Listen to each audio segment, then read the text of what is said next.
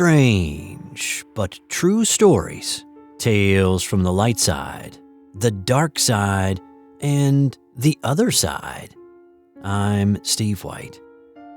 December 19th, 2018 marked the 175th anniversary of one of the great Christmas stories ever written, and it also happens to be a pretty decent ghost story. A Christmas Carol by Charles Dickens is a seminal classic that a lot of us read or watch on television year after year. Scrooge's meeting with the four ghosts throughout the story certainly were life-changing. And so it goes with our first of several stories today. A ghostly encounter, though certainly not brought on by greed or avarice or even a blot of mustard, turns a camping trip into an ethereal experience that changed the course of one person's future. Haunting or warning. I was one of those people who never believed in ghosts until I had an encounter with one nearly face to face. It was the early fall of 2001 when my girlfriend and I went camping in northern New Mexico in the Manzano Mountains. I had hiked there before and really enjoyed the area, so this time I thought I'd bring along somebody to share and enjoy it with. The sky was clear on the first night we were there, and it turned out to be the only night we were there, and there was just a wee bit of light reflecting from the moon. Sometime after midnight, I woke up. It might have been the howl of a coyote in the distance that brought me out of a light sleep. I don't tend to sleep well when I camp. I listened for a little bit and could only hear the lone coyote in the distance. And then suddenly, wild barking and howling started, and it sounded like it was really, really close. I turned toward my girlfriend to see if the commotion outside was waking her, but what I saw was unreal.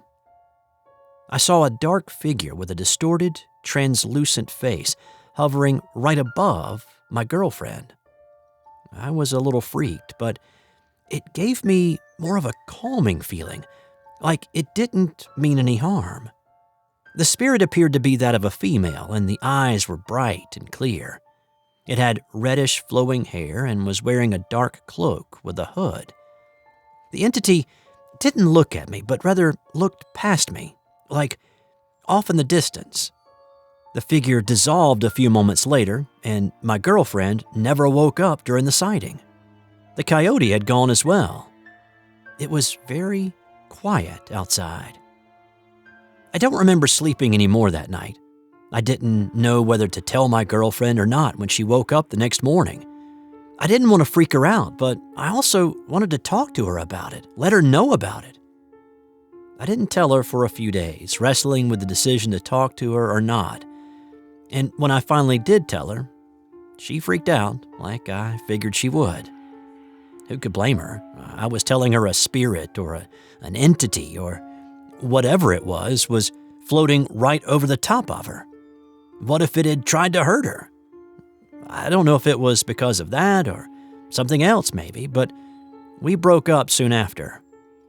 Over the next several days, I had this really strong feeling I needed to move back home. It felt like there was something drawing me back. A week or so later, my sister called and told me that my mom had been diagnosed with cancer and that her chances of survival weren't great. So I packed up and I moved back home to help take care of my mom soon after that. Could what I saw in my tent that night have been just a ghost? Or, as I've been thinking lately, it seems like more of a premonition or something bad happening that I needed to help take care of.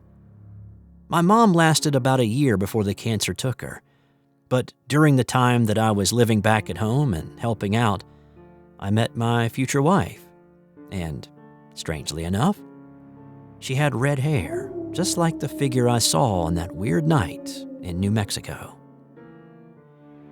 Lava tube Vortex? We went camping in Flagstaff, which is in northern Arizona, and while we were there, decided to explore some of the local attractions. One of the places that you have to see if you're there is the Flagstaff Lava Tubes, or the Lava River Cave. It's like this mile-long tunnel created by molten lava about 700,000 years ago. We drove there in my friend's old green Honda and parked near the entrance to the park, and then we all hiked down into the entrance of the cave. The cave is a straight line from beginning to end, and then you just turn around and come back. There is only one way in and one main passageway. There are these really cool features called lava sickles on the wall that are like stalactites you might see in another cave. We decided we would walk all the way to the other end of the cave. We all had maps, and we had our lights, and we knew exactly what the path of the tube was. We walked, and one of my friends noticed a small opening that was a small offshoot off the main tunnel that led to a dead end. We walked in, looked around, then walked back out, heading in the direction we had previously. There were 3 of us, and we were all paying attention and knew exactly where we were on the map. I personally have a very good sense of direction and knew where we needed to go. We continued down the tube and then started to see a light at the end. My friend mentioned that it looked very similar to the end of the tunnel where we had entered. That couldn't be the case. We had been going in the same direction that we started out. And then we realized that we were indeed back where we started. We walked out of the tunnel, all of us in disbelief, and thought maybe it just looked identical. And then we looked, and there in the parking lot was my friend's old green Honda. Shocked, we all walked to the car, thinking maybe it was just a coincidence. Someone else had the same car. But peering through the window, and my friend pulled his key out of his pocket, unlocked the car, we were all in utter amazement. We got in. My friend still sat shocked there in the driver's seat before reaching up and putting the key in the ignition and starting up the engine. All we could talk about the rest of the day was what had happened. Now, I know what you're thinking. Dark cave, there's nothing supernatural or wonky going on. They just got turned around and didn't know it. No, we were all certain that we exited that same offshoot and we went in the direction that we had been headed from the start. There was no doubt between any of us. We couldn't explain it, and we were fearful that maybe we had walked into some kind of vortex deep underground. To this day, we still don't know what happened. Culvert to another world.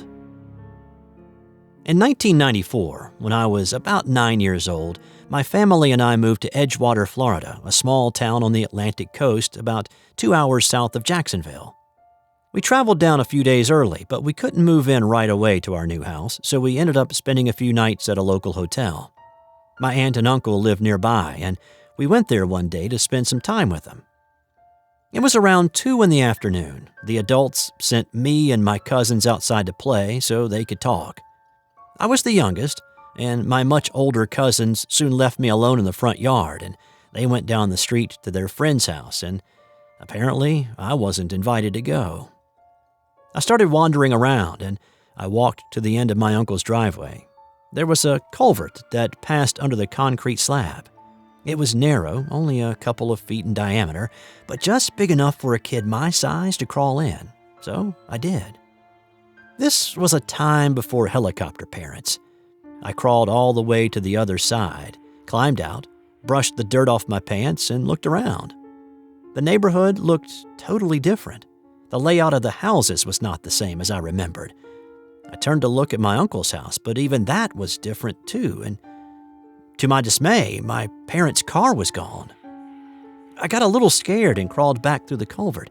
I stood up and everything was back to normal. My parents' car was in the driveway, and I could see through the front window of the house, and there was my family sitting at the dinner table, still talking. Weird. But I had nobody else to play with and nothing else to do, so I decided to crawl back through the culvert. This time on the other end, I saw a group of around 10 kids my age playing a game of Foursquare in the road. Strangely, they were all wearing the same clothes, black shorts and gray shirts. One of them walked over to me, took my hand, and brought me over to them to play. And even stranger, none of them ever said a word. I played with them for what I figured to be about an hour. Then I told them I had to get back home, and they just looked at me. So I turned and crawled back through the culvert. On the other side, it was nighttime already, though by my reckoning, I had been gone only an hour, and it had been only about 2:30 in the afternoon when I left. Instead, it was now 9:45 p.m. 2 police cars were in my uncle's driveway, and an officer was interviewing my parents. When I walked over to them, my mom dropped to her knees and hugged me, crying. The police asked where I had been, and I told them I had been playing with neighborhood kids, but when I couldn't tell them where the house was, they just assumed I had been lying. My parents never believed me either, but I know what happened that day. The Creature in the Woods. It was late October 1995. My family, including our dog, were going camping in the White Mountains of Arizona. We were searching for a good camping spot, but time and daylight were not in our favor. The sun was already beginning to disappear behind the mountains, and we hadn't found a spot yet. We were a little tired from the travel that day, and we were on this dirt road. The road started to get really narrow. My dad was driving, and he decided this wasn't working out, and he decided to turn the car around to look for a good camping spot in a different place. Dad was in the process of making the turn. What started out as a 3-point turn became more like a 5 or 7-point turn because it was so tight. He was about halfway turned around when we saw a girl. Her clothes were dirty and ripped. Her eyes were really big, and she had this frightened look on her face. My dad rolled down the window and asked, "Are you all right?" The girl trembled and said, "Please go back. You shouldn't be here." My dad asked, "But do you need help?" She only repeated herself, "Please go back. You shouldn't be here." We were confused, but she didn't seem to be running from anything, despite the look of her clothes. We stared at her a little longer until she just drifted back into the woods. Her words, "Please go back. You shouldn't be here," echoing in our ears. Dad got the car turned around, and we headed off in the opposite direction. We were still determined to camp, though, despite the eerie sighting of a girl in tattered clothes. We drove around for another half hour and finally found a place to camp for the night. Oddly, no one seemed to feel tired anymore. We unpacked the car, pitched the tents, and built a fire.